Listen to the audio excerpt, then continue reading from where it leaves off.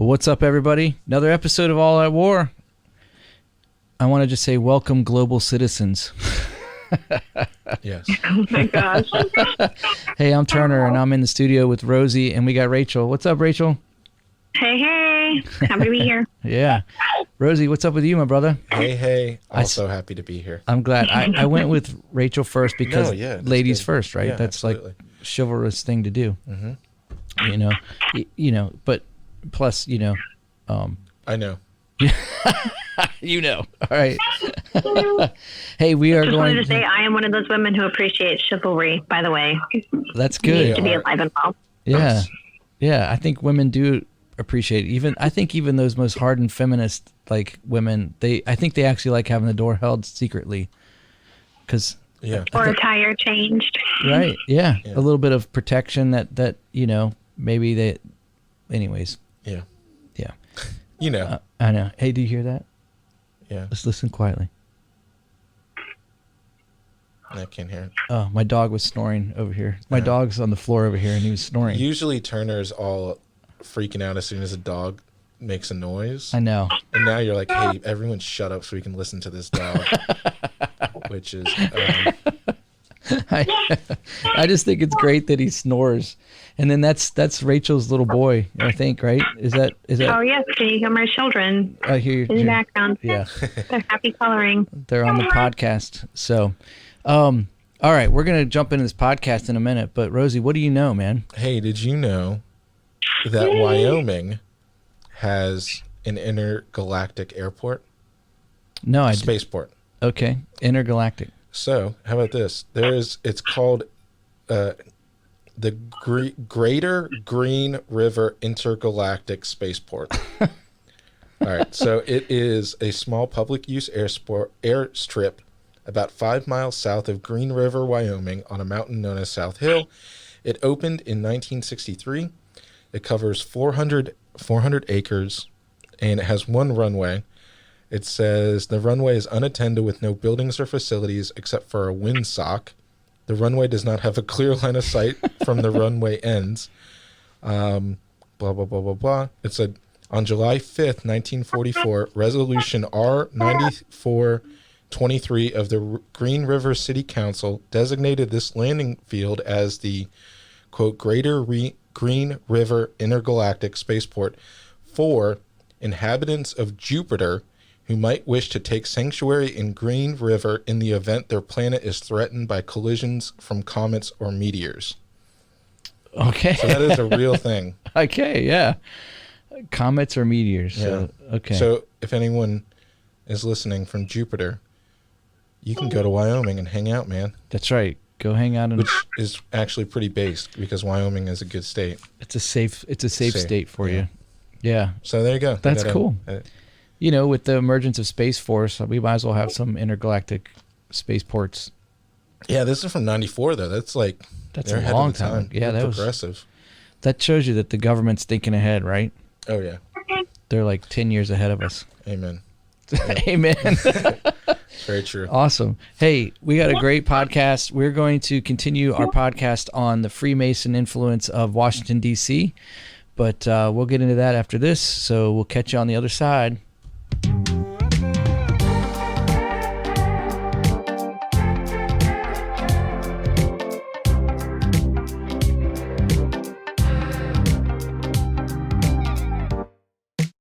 You're listening to the All Out War podcast.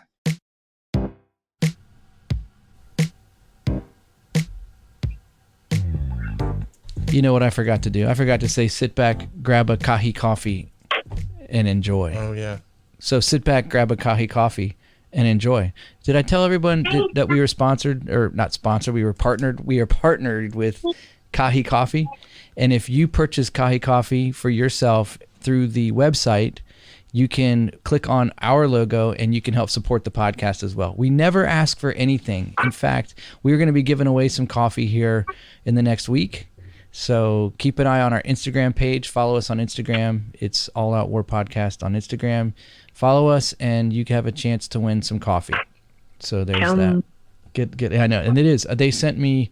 Actually, I bought a bag for myself, and I got the Brazilian. It's the medium roast, and I got it. You can get it ground, and you can get it whole bean, whatever. And so I had it ground because my grinder's broken. So I got it ground for my coffee maker. And your grinder is broken? Is it from? Smoking that sticky green stuff. Dude, how did you know? Yeah, I know. It's been a while, man. I actually have forgotten about that. But yeah, so Not that kind of grinder. Not that kind of grinder. No. My coffee grinder, my bean grinder. But anyways, I got some. It's great. I've been doing my bulletproof coffees every morning with it. I like their coffee. It's it's awesome. Oh man. Anyways, hey, all right, let's jump into this. On the last episode, if you want, Rachel, I'm going to turn you down a little bit because I'm getting some weird feedback. Sorry, but on the last episode that we did on Freemasons, we talked about the origins of Freemasonry in the Washington D.C. city, and I've been going around the town looking. One of the things that I found that I didn't get a picture of, but I wanted to get a picture of, and I will eventually. I just couldn't stop in traffic, and that was the Freemason Lodge in D.C. It's pretty wild looking, man, and it's on 17th Street in D.C., I believe. So I'm gonna get over there this week, and I'll put it on our Instagram page. If you're following us on Instagram, I posted just a few minutes ago before we started recording here on Sunday evening. I posted a picture of the city of the Capitol Hill region of DC, and it's basically an owl, and you see that owl. And so I wanted to talk a little bit about the owl, because the big question that, when you walk around on Capitol Hill area, they have these big signs up, and it's kind of like a map, and you can see, that picture that I put up on Instagram I took a picture of the map from this. Oh, wow. Yeah, I went to lunch and I walked over and I just snapped a picture of it. So they even show that it looks like an owl. Yeah, totally unashamed. They just Oh my gosh. Yeah, it's literally on the signs there, and it tells you what the different buildings are and all that kind of stuff. And if you look at the picture on our Instagram page there, the actual Capitol building is right in the middle. So it would be like kind of the beak mouth area of the owl. Then the way that the roads are cut out around it, makes the shape of an eye and the body and all that kind of stuff. And then as you progress more towards the Potomac River, which would be the backside of the Capitol, and you have to understand the way that the city's laid out, the Capitol, the way it's set up, is that the front of the Capitol would actually be on the top of the owl, like the forehead of the owl, facing the top of the owl. The back of the Capitol would be the body of the owl. As you go down the body of the owl towards the Washington Monument, there's actually, it looks like a sword. It's not in that picture, but if you Google out or wherever you use for your search engine, you can find images of the city, and you can see that it looks like a sword. So you have a sword and an owl. And then there's also some other things, like there's probably 4 different or 5 different pentagrams laid out in the city street structures. And then you have the actual Pentagon. So we have a literal building in the middle, or not in the middle, but off to the side of DC there, called the Pentagon, which is obviously the military thing. So let's talk for a second about the owl. And this is just what I've in my basic research. The owl in Scripture is not a good thing. Yeah. So anything biblically related to owls in the Old Testament is going to be in relation to desolation. Basically, it's a dark creature of the night. There's some real weird folklore that goes with owls. Ancient Jewish folklore and stuff that go with owls. But even if you get before the Jewish times, and you go into like the mythology side of things, the owl is definitely it's an animal that represents darkness, an ominous figure. I'll just read something real quick that I pulled off of an article that I was reading in research about owls and spirituality. It says, how did the medieval men understand the owl? For them, the owl symbolized mourning and desolation because it is a bird that lives in the darkness. Thus, it represents sinners who have given up living in the light and have chosen darkness of sin. St. Francis, preaching to the birds, the owl represents the Jews in need of conversion. Since it hides in darkness and avoids the light, the owl also came to symbolize Satan, the prince of darkness. So that was some pretty early church writers. St. Francis was around. I don't know when he was around, but connected to that article was a really crazy stained glass of St. Francis trying to preach to the birds. And there's an owl. There's like an owl up in the corner of the stained glass, just like giving him like the evil eye. It's kind of crazy. You want me? Can I continue to read for a minute? Okay. It says the bestiaries tell us that the owl is a filthy bird because it pollutes its own nest with its dung. It loves to live around tombs and decaying structures. When the owl ventures out into the daylight, the other birds attack it. The scene of the owl mobbed by other... sorry, I lost my place there. The scene of the owl mobbed by other birds is common in manuscripts and is often carved on misericords. This is generally understood as just a hostility of the righteous towards the wicked, as just hostility of the righteous towards the wicked. For the medieval man, the owl also represents, I already said that, the Jews, and it says the medieval bestiary, and this is Physiologus Latinus, stresses that the aspect of the Nicotrax, translated as the night crow or the owl. So they call it the night crow. So basically in old medieval times, the owl was like this, biblically the owl was representative of the tombs. It's only mentioned actually twice in the scriptures. I think if you do a concordant search on it. Of what? The owl is only mentioned twice. And I know this because I wanted to get a tattoo of an owl. I wanted to get a big tattoo of an owl on my calf, and just like the head of an owl, because I thought it symbolized a source of wisdom or something like that. You know what I mean? Like it's always, when I was a kid, the owl always was connected with, the cartoon. He always had like the professor's cap on, and, the monocle, and, The Tootsie Pop. The Tootsie Pop. Yeah, exactly. And, but really it's connected. It has some pretty dark symbolism, connected to Freemasonry and Illuminati as well. I know you love the Illuminati there, Rosie. Yeah.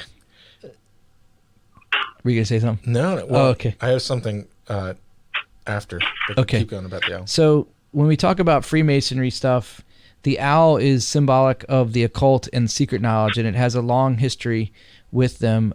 It says, since the times of the Greeks and Romans, the owl, ruler of the night, was the guardian of the underworlds inhabited by demons.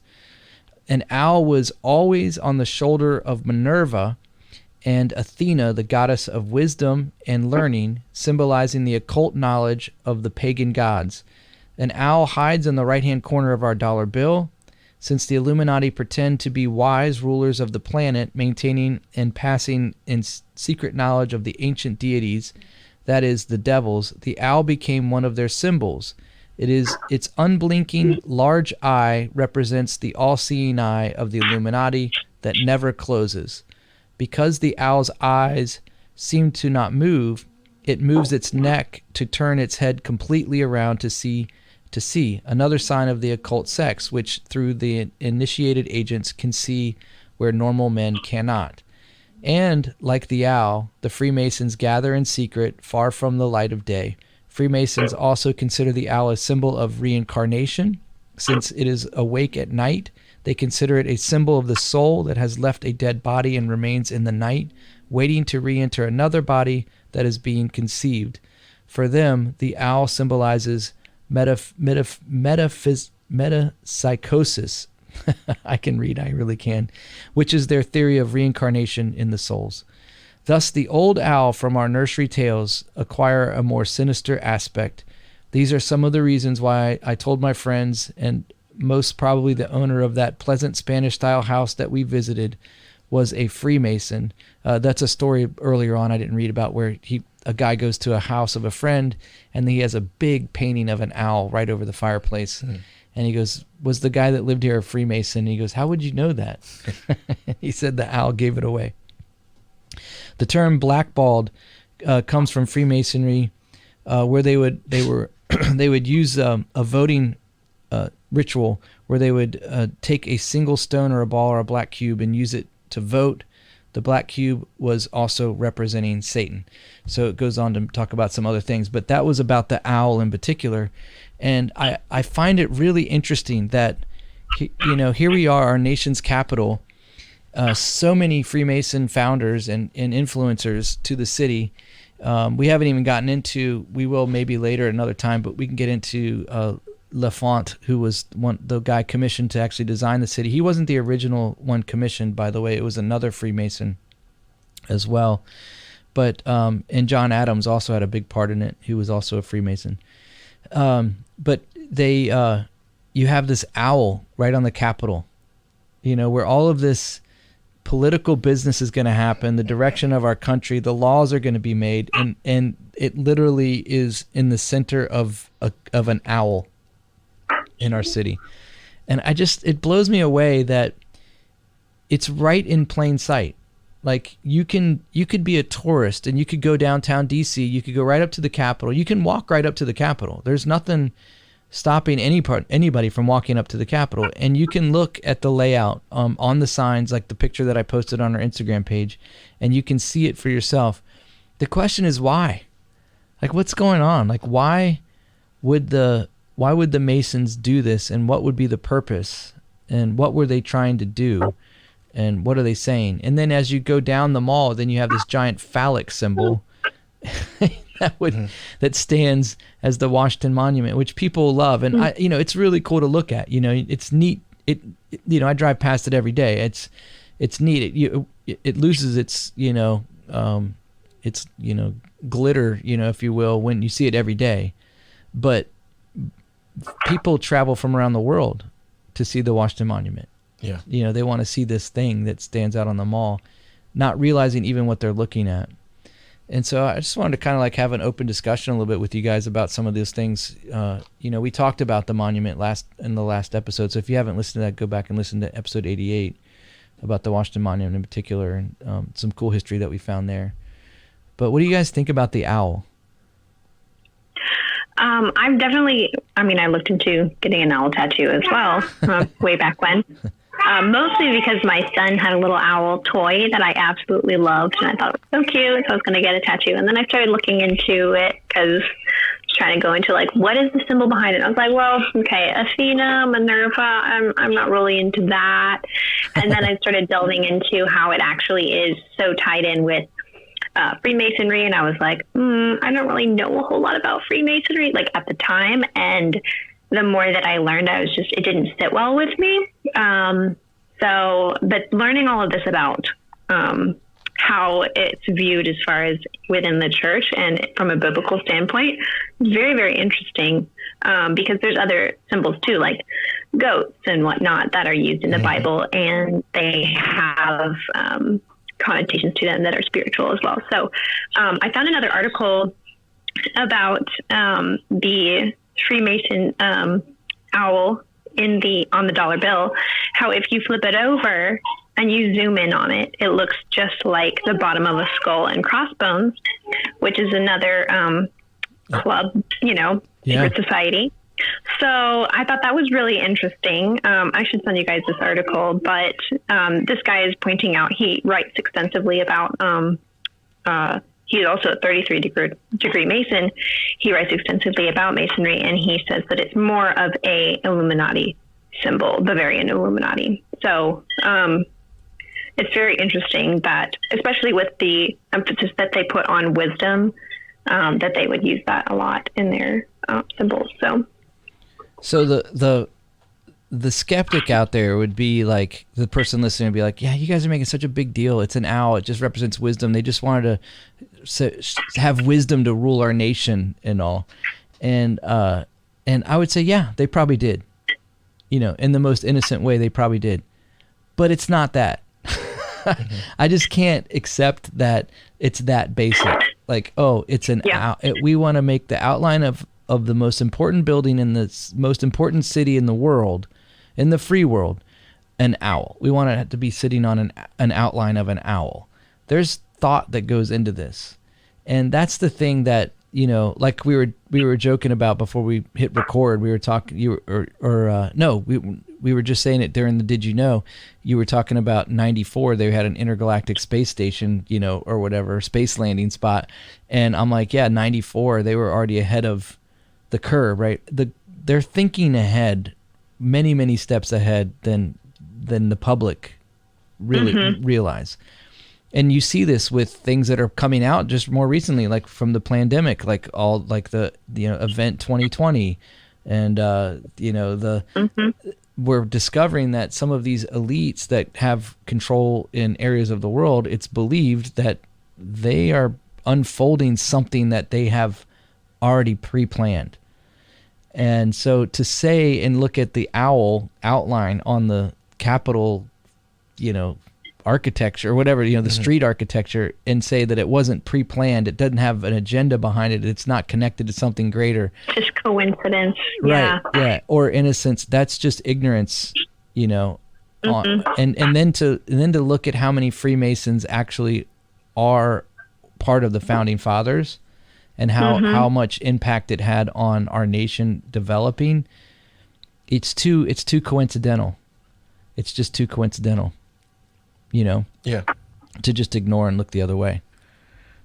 So, yeah. Yeah, and I mean, what's crazy to me is that it's not like who was a Mason and who wasn't is not a secret. Like, it's out there. Like, I was just reading about, because I grew up close to Fredericksburg, Virginia, and I was just reading that George Washington's Masonic Lodge was in Fredericksburg, Virginia. And that's where he went through all of his, initial degrees. And so I'm like where I went to church. That's where I hung out with my friends. Like, it's so crazy that, all of this stuff was going on. And I never knew that about George Washington. Like, you you kind of almost focus on the good. When you're in school, you focus on like, okay, so this president did this famous thing, and we were homeschooled, so we would always focus on like, this one was a believer and this one wasn't, or, this one did this thing and it was awesome for the faith and everything. And then to realize like which ones, like maybe that was just for show, or maybe they didn't realize, or maybe they did realize the full extent of what they were getting into when they were so involved with Masonry. So. Yeah. I just think the education system at large, the public education system, is totally been neutered from the truth of so much of our history, and they rewrite history. They revise the history there's an agenda behind that. We could do a whole podcast series on the education system, and I have I have family. My sister's a teacher, and I have good friends that are teachers in public schools here in the United States, and they're great people. They're not part of the agenda. It's what's coming down from above them that was probably put in place a long, long time ago, long before, probably when we were in grade school, they were starting to unfold some of that stuff, unpack it and change the education system. So we can't even get a straight answer from our history teachers on what were the founding fathers and what did it mean. What did it mean? There was a rise of secret societies back in the 1700s, early 1800s. It was sort of a trendy thing to do. If you weren't going to go to church, you were in a secret society. And we did a whole series on secret societies. There were so many of them historically through. And so some of it was just more of a social thing. Some of it had this social side to it. But what the Freemasons in particular, and we're probably going to all be murdered because of this, by the way, just so you know, will drown. Like William Morgan. Right, like William Morgan. Except we won't be in jail yet. Yeah. But we'll probably get audited here soon. But when you think about it, it's like, what were their plans for America? What were they trying to do? Were they just trying to get in and make a nation that was full of their secret society and have this sort of like occult run nation that was fueled by that, and then have some kind of dominance in the world of all the other nations? Like, what were they, did it stem out of something that was already long existing in the British Empire and through the queens of the British Empire? Like, those are the questions that bug me, that we're not going to be able to just readily find. You can research your heart out, but you're not going to be able to necessarily find the answers to these things, but they're lingering out there.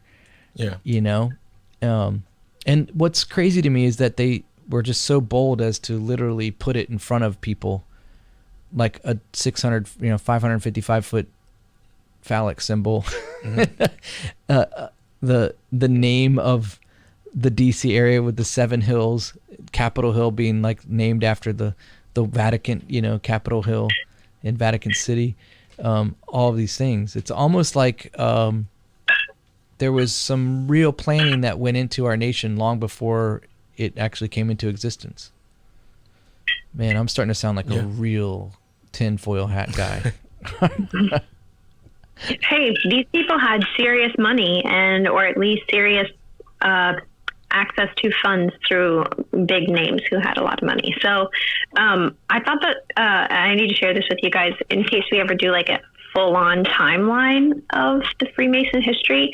But I just found a short, timeline of the relations between the Roman Catholic Church and the Freemasons. And it almost sounds like because of how much the Freemason influence or like institution had to do with like enlightenment and education and kind of like illumination of the mind and like sciences and architecture and building and everything, and not so much an emphasis on sound doctrine, that the Catholic Church actually, like, for the longest time, I don't know about now, but like for the longest time, completely condemned Masonry. Yeah. And so that was part of the big push that, like, yes, it started in England and Scotland and everything, but then moved to America around the time of the founding of America. So I thought that was really interesting, and that might be something that we delve into later, is like the timeline of how it was pushed to America, especially during the founding and all the founders who were involved. Because, I mean, we're talking like when rationalism started, there was like a Newtonian influence of a mechanistic universe. There's a rejection of original sin in that age of enlightenment. There's just like a lot of interesting arguments and philosophies that were going around that were so anti-Bible that the Catholics kind of like rejected anything that had to do with the Freemasons. So I think that might be interesting, just talking about like not only the historical timeline, but like the timeline of how the church and the Freemasons also kind of like split ways. So. Yeah, well, I was going to say, I talked about it briefly. I don't know if I gave it enough justice last time, but I wrote about it. I spoke about that book, The New Atlantis by Francis Bacon. And Francis Bacon was came out of Enlightenment and was totally, he was the father of empiricism and the science, basically the founder of modern science. Because I think he came, I don't know, I'm not going to say anything. I don't want to say he came before Isaac Newton, but I think he did. So, I mean, and just going through the blueprints of the society that he laid out in there, it's pretty interesting. But I don't want to, I guess I will, I say I don't want to hop back, but I do have some stuff that I pulled up regarding the owl, which is really interesting. And we were talking about, I'll just say this. So we talked about Michael Heiser. We love Michael Heiser, and he wrote that new book called about demons. And my brain immediately went to this part of Isaiah where he talks about this thing. And I just want to maybe give it a little bit more due, which is just pretty interesting, because he talks about this section in Isaiah 13, and he's talking about it for a different reason, but you'll see where I'm going.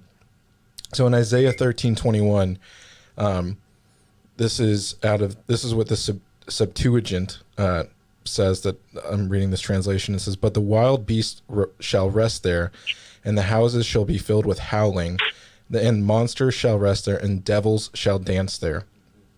And it says, "And satyrs will dwell there, and hedgehogs shall make their nest in their homes. It will come soon." And the reason that he was talking about it is because that term where it says the devils will dance there. And so he goes into all that, but in the King James version, if you go to read that same verse, it says the owls shall dwell there, and the goat demons, is the word satyrs, shall dance there. So I thought it was really interesting because and it's talking about like these goat devils, which is again something, Baal worship and all this other stuff. But I did find it interesting that one of the few times that owls is mentioned, it's mentioned in like there's owls there and there's devils there, like they're so dark. It's pretty dark. Yeah. And so that got me looking just now.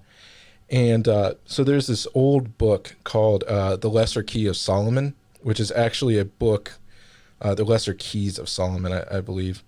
And it is, give me one sec, I'll read like a good thing.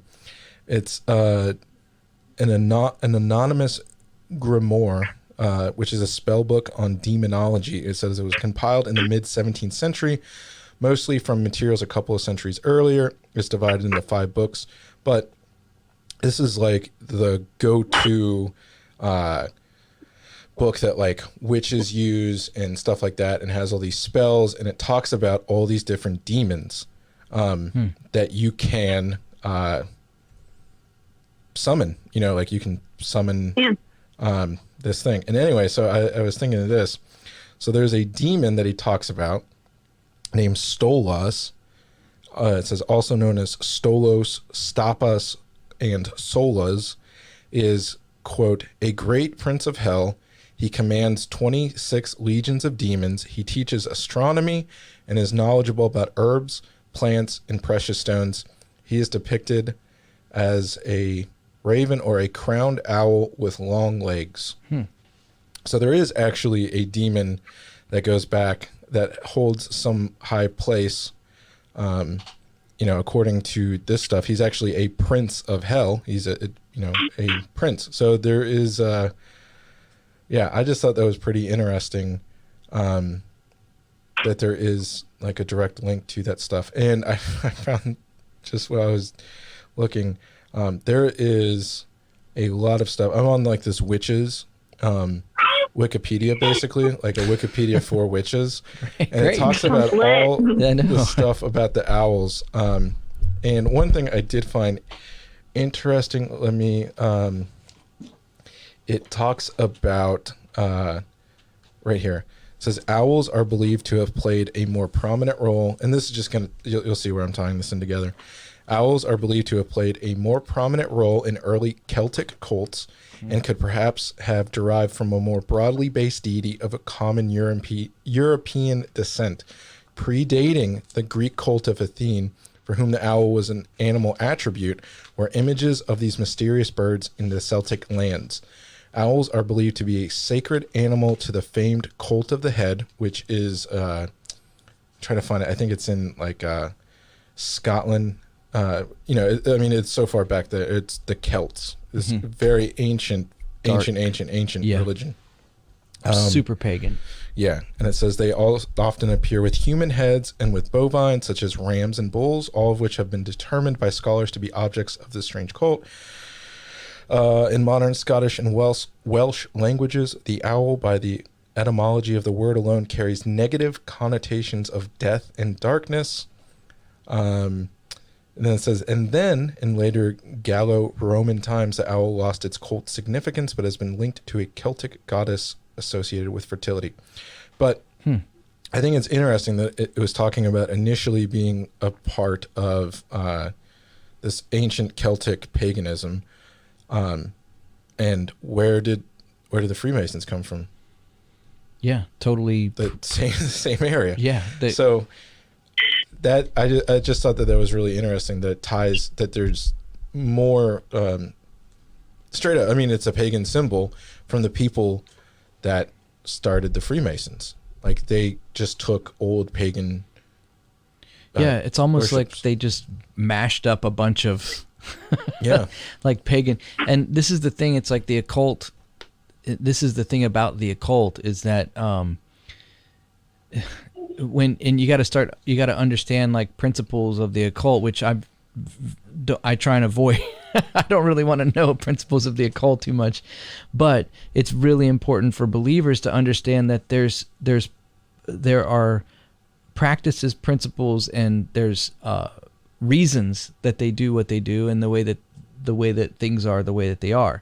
And so if you understand them a little bit better, you can decipher what's happening, or maybe even make sense out of something. Because if you just look at this picture on Instagram that I put of the owl outline on the city streets, it's okay. How do I like, big deal. But when you understand that there's reasons in the occult behind all of that, then you realize, okay, so there's an agenda, there's something else deeper that's being happened. And I don't always know all these things. It's like when we were talking about the Joker movie. Were we talking about it on the last podcast, or was it just offline we were talking about it?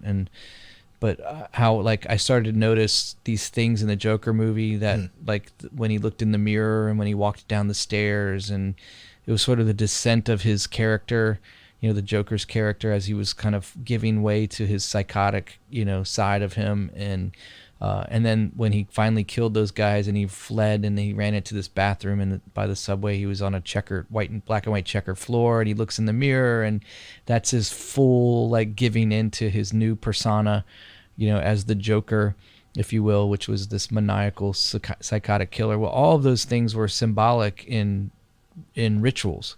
The stairwell, the checker floor, the mirror, all of those things, they were symbolic of this, like, transformation of this individual. And so if you recognize the symbols and the signs, then you can actually begin to decipher what's happening deeper in the story, or from that situation.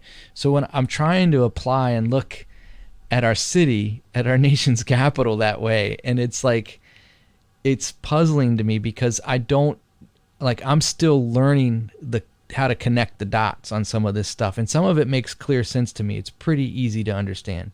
Other parts of it are just not as clear for me personally. Mm-hmm. Maybe there's some listener out there that studied this stuff or has come out of Freemasonry, and they can be like, oh yeah, totally, I get it. I can tell you, like, you're missing, or you're missing so much here, or you're getting it wrong in this way or that way. And, for that, I say, just give me some grace.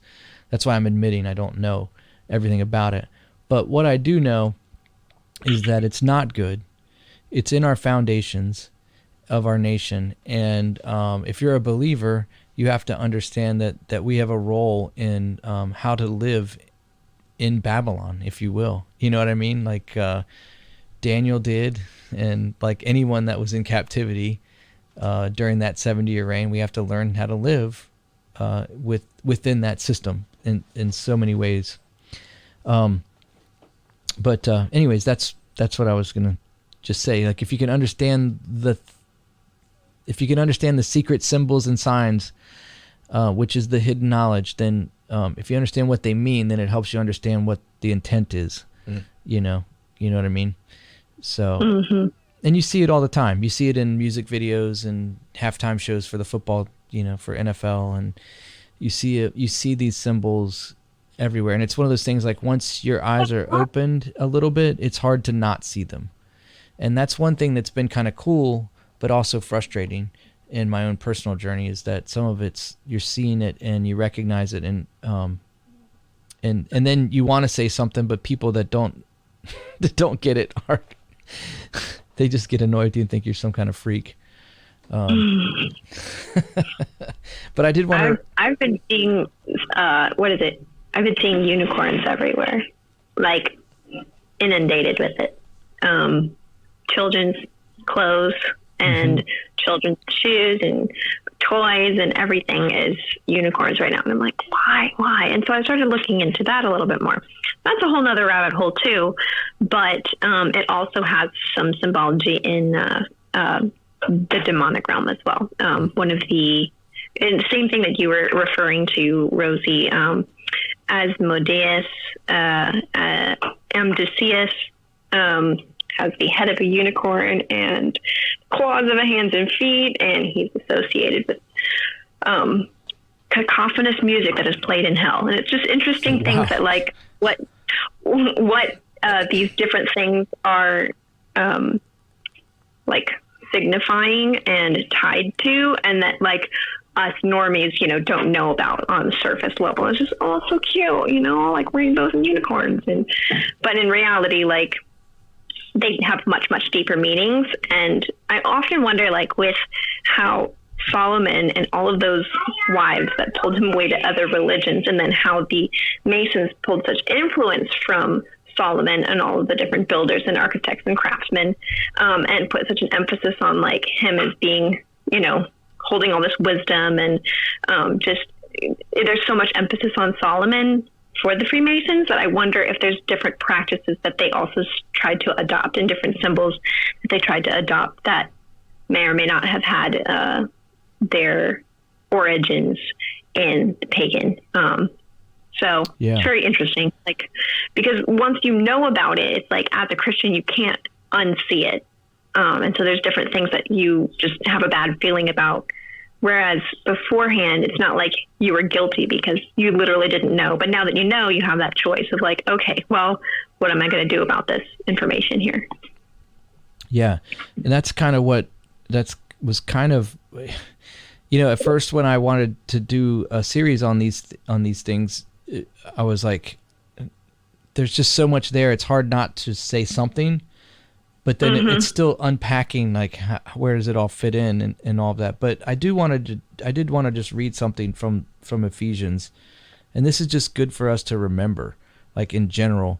But in Ephesians 6, the Apostle Paul, he speaks very clearly about, spiritual warfare, and he talks about the armor of God in chapter 6 in particular.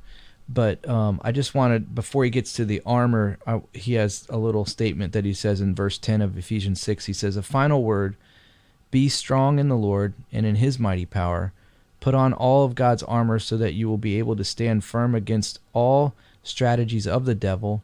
For we are not fighting against flesh and blood enemies, but against evil rulers and authorities of the unseen world, against mighty powers in this dark world, and against evil spirits in the heavenly places."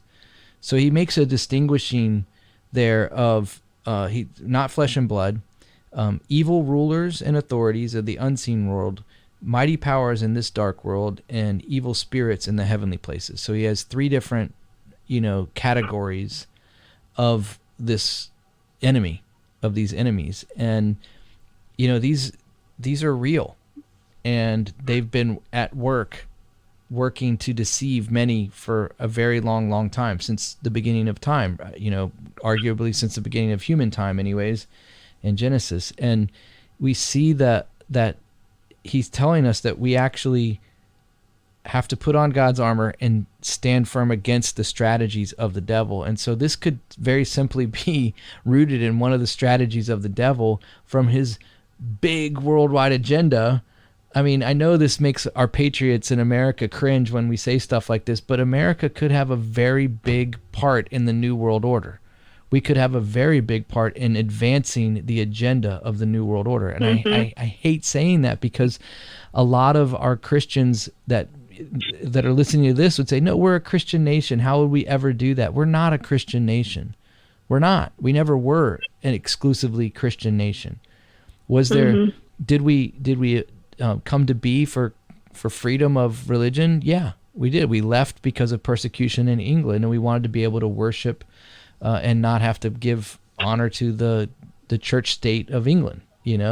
That was a big part of it. But was that exclusively how our nation started? No, it wasn't. It was a remnant of the beginning of our nation. So to stand here hundreds of years later and think that that's still what we are, we never were that. And so I think the church has a romanticized, image of the history of America in some ways. And even the whole, like, I'm Patriot City, man. I'm like, go USA. Like, I still don't believe there's another country in the world that I'd rather live, honestly. Unless there's some little island somewhere that has fresh water. Poland. You like your Poland. Yeah, you like your Polish history there, but it's too cold for me there. Perfect. Right, yeah. I was made for it. You were made for it, yeah.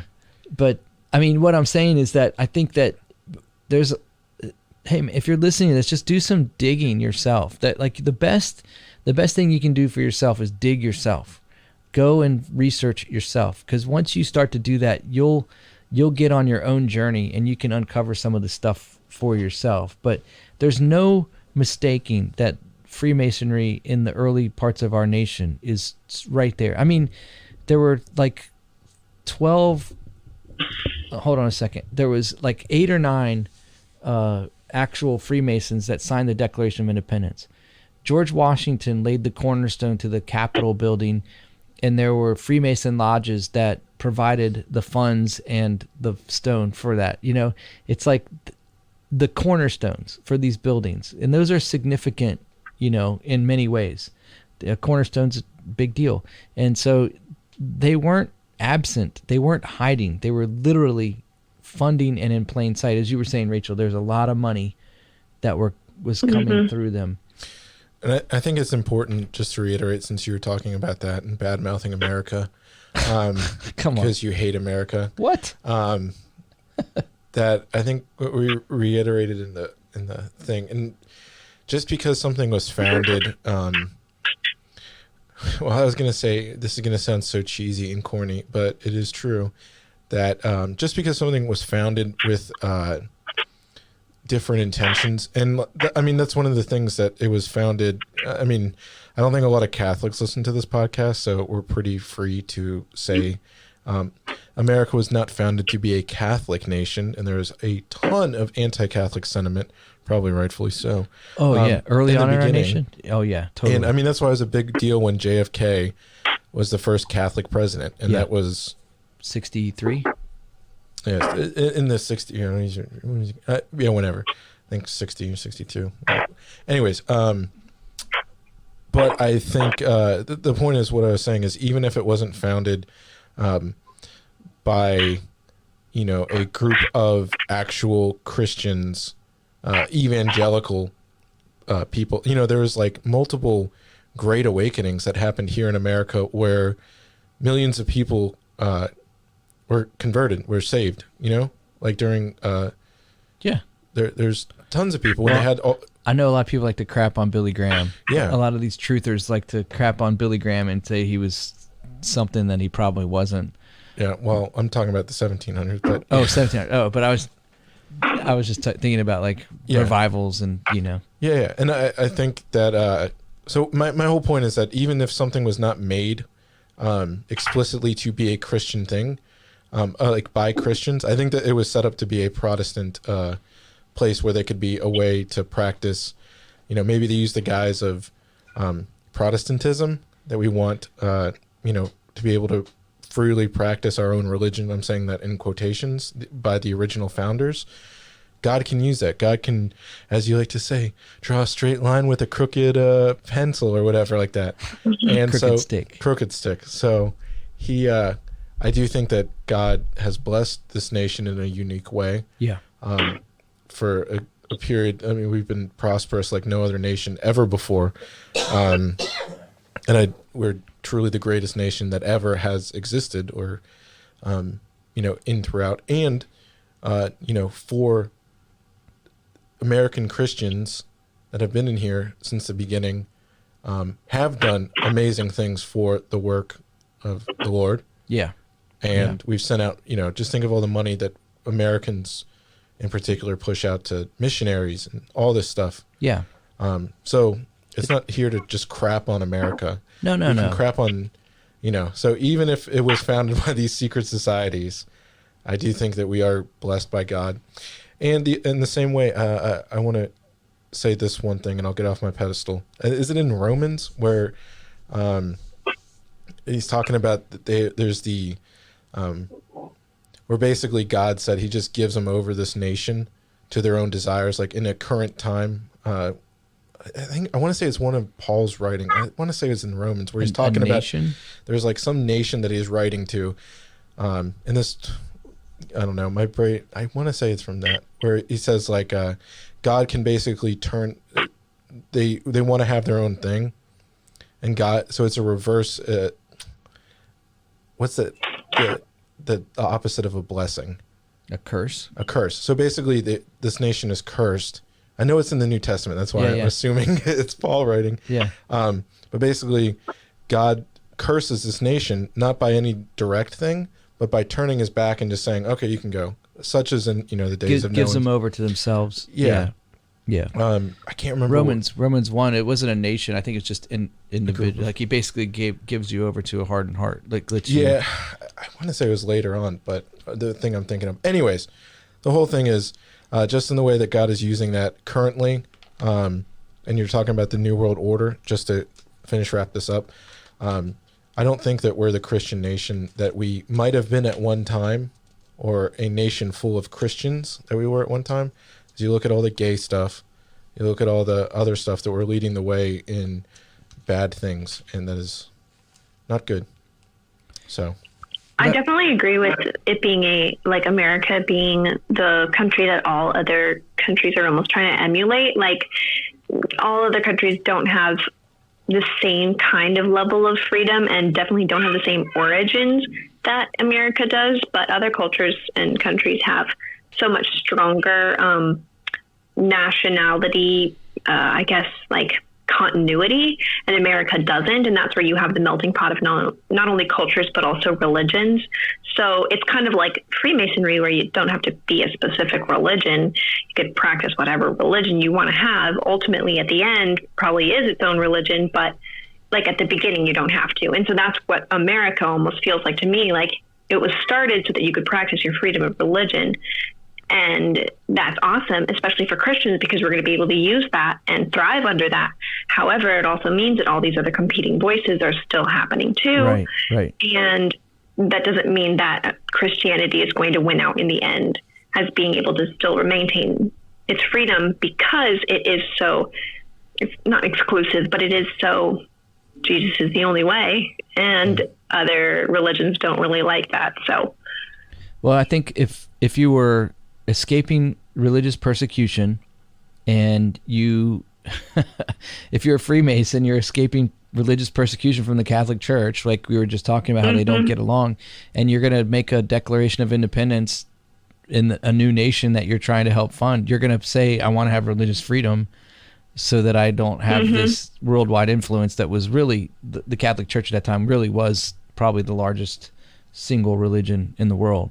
At that time, Islam was just emerging, it was still growing, but so you would have that in your constitution. You know what I mean? It makes sense that you would put it there to look for that. But I wasn't crapping on America. I want you to know that that wasn't it. No. But I'm also realistic, and the realism of America today is that we are in a post-Christian era of our nation's history. There was a very strong Christian influence leading up from the 30s, 40s, 50s. It started to decline in the 60s and 70s and 80s. And then by the time you get to the 90s, we actually were already in a post-Christian generation. And the 90s kids, and 2000s now, you're seeing how fast a post-Christian culture can change what a nation looks like and how they the rules they make and the way that they behave. It's almost, I just thought of this, is much in the same way that maybe so if we're living currently in a post-Christian nation, which we are, which the majority of our government and the people that run it are not looking out for us, right? And we can see that by the recent Supreme Court rulings and all this stuff, and the fact that abortion's still legal, all these things that are very anti-Christian as an institution in America. And I'm not talking about racism or anything like that. Real institutional things that are wrong with America that are anti-Christian, that are anti-Christ. Yeah. There are still good Americans, Christians. There are true Christians. So I kind of mirror it in the same way of the founding, is just because the people in charge, and I would say, the founders had a better idea and were less anti-Christian, right, than current rulers are now. Yeah, that's true. So think of it in the same way that, Christianity was allowed under, the auspices of something that was not explicitly Christian, the founding. Christianity has done amazing things in America. And now under a anti-Christ, so many Christian, all these government rulers and the left, these liberals are just keep doing it. If you're a liberal, you're anti-Christ. You cannot be there. If you're a Christian and you claim to be a liberal, your liberal politics will come into conflict with your biblical God on every single thing. Unless you're ignorant. Yes. So on one or the other, either you don't know what you really believe from the Bible standpoint, or what you really believe from the standpoint of your politics. Right. So much in the same way, I think that there is an God can do stuff like in a nation, and it's important to remember that. Yeah. No, I'm with you. So on there's that. Good Christian. Well, Cyrus, right? King Cyrus from Babylon, he let them go back to rebuild, Israel. So, that was their actual captives that were like suppressed, as prisoners, for 60 years, 70 years. But I'm with you on that. I do agree with that. And there's always a remnant that God always has, anyways, of true believers. But I would say this, that if you historically look at the beginning of our nation too, the Protestants that came over were they were all of these Reformed, they were all from the Reformed churches in Dutch and those, the early real Reformed churches. And I'm actually glad that they were them, because they had their theology very clear, and they were very, very Protestant, in what they had. And so they weren't going to give you a works-based salvation or anything like that. Yeah. They were going to bring to you a grace, but also they were pretty strong. It's not the United States of Mary. Right. America. Well, maybe it is, but we know it is Maryland. Yeah. And Virginia, and Maryland, Virgin Mary. So, there's some crazy stuff, man. There's some crazy stuff there, just in the names of our states and some of those things. But man, So, anyways, if you ever get your chance, if you're a listener and you live in the D.C. area and you get a chance to go to Washington, D.C., just take a look at the buildings. Look at the inscriptions. I also found out that there are over 65 different unique statues or images that give homage to the zodiac signs. Why? Why is that? Why do we have zodiac signs? In D.C.? Yeah, in D.C. There's a really famous... We should tear down those statues. That's right, man. Well, there's a famous statue of Einstein on Constitution Avenue as you're leaving the city heading west, and it's a weird sculpture of Einstein sitting down. He's kind of like looking at papers, and if you go up to that statue, there's zodiac signs all around on the ground, and different constellations for the different zodiac signs. Very strange. And that sits in front of the famous building that Rachel would love so much. It's the National Building for Pharmacy. So what? Yeah. Why is Einstein with zodiac signs outside the pharmacy, the National Pharmacy Building? What? How does that? Why? Like, how? Like, why wouldn't they at least have like the Moses staff with the snake, like with the, the symbol for, medical or something. Science. Yeah, it is science. It is science. Science. I don't believe in God. I believe in honestly science. think that scientism is going to be the new accepted religion.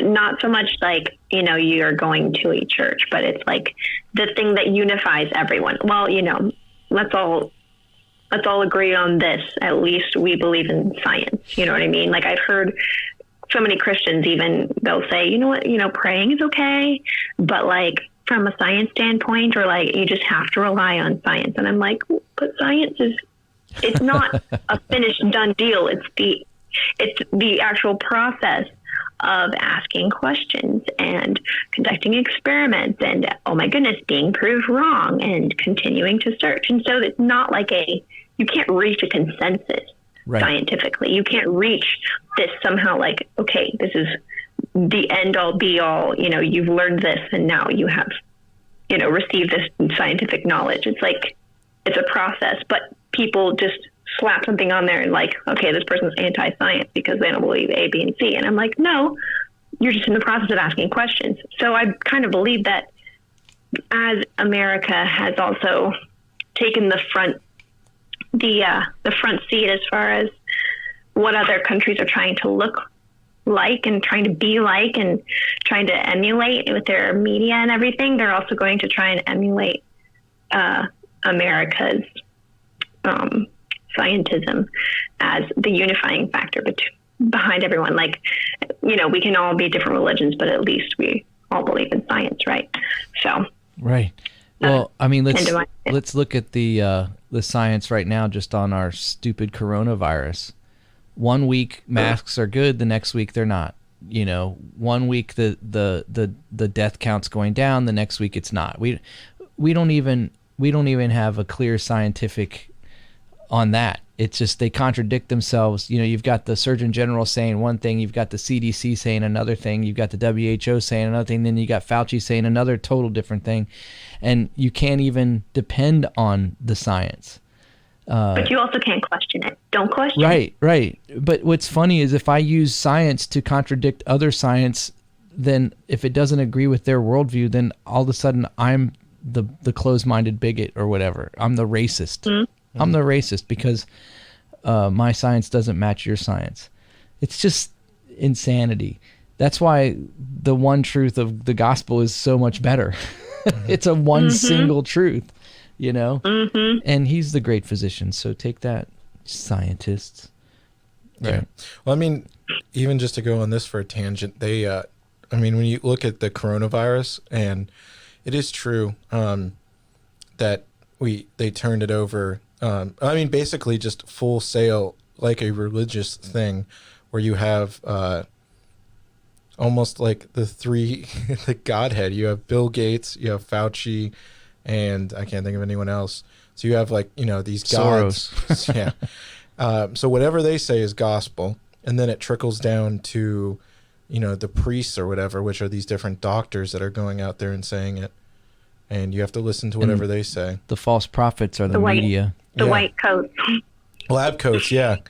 Hate lab coats. But yeah, there's similarities. I need to think more about that analogy, but it's there. Yeah, you got your false prophets, the media. Yeah, it's Right. all there. So man, well, that's cool, man. We might come back to this again in another episode, but you know, I'm gonna keep looking around the city, and if you follow us on Instagram, I'll be posting some pictures and stuff that I'm taking of different buildings that have you know, real strong Masonic influence attached to them. So anyways, you guys got anything else you want to add as we close out here? No. Okay. So how about I'll say this: don't get a tattoo of an owl. That's right. Yeah. You know, I had to actually, double check because I don't know, man. It's an owl. It's God's creature. He made it, even though it's come to represent something. You're saying we all should get owl tattoos and reclaim it? We Yeah, should have a let's redeem crusade to redeem the owl. We're gonna get all these demonic tattoos on our bodies, Yeah. and then God will be like, "Well, I said don't do this." I do think it's funny because I have a whole sleeve that's a jungle sleeve. Yeah. With tattoos. You should hide an owl. I don't have any owls. I have a lot of animals tattooed on me. Yeah. I have no owls, which is interesting. That was God's grace. It's God's grace. He was looking out for you. Got to change it. Put an owl right on my forehead. An owl on your I'm forehead. gonna get an owl tattooed right over my crown chakra. Your pineal My gland. pineal gland. So Owls are useful for cleansing the pineal gland. Yeah. People don't realize that. Get some old owl juice and owl oil and rub it up on there. Anyways, hey, we'll catch you next time on All Out War. Stay away from the owls. yes, or you're gonna go to hell. You're not saved. That's right. Rach, we'll see you, girl. See ya. Thanks for listening to the All Out War podcast today. We hope you enjoyed the episode, and we'll catch you next time.